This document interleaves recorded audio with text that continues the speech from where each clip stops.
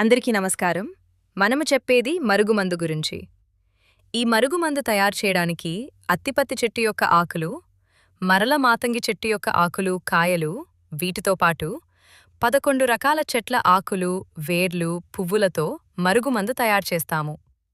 ఈ మరుగుమందును భార్యాభర్తల మధ్య గొడవలు ఉన్నా, అత్తకోడల మధ్య గిట్టకపోయినా, లేకుంటే ప్రేమించినవారు మోసం చేసినా, లేకుంటే పెళ్లి చేసుకుంటా అని మోసం చేసిన వారికి గాని, తల్లిదండ్రుల మాట వినని పిల్లలకు గాని, ఒక్క మాటలో చెప్పాలంటే, మన మాట వినని వారికి మన మాట వినే విధంగా మనిషిని మార్చటానికి ఈ మరుగుమందును ఉపయోగిస్తాము.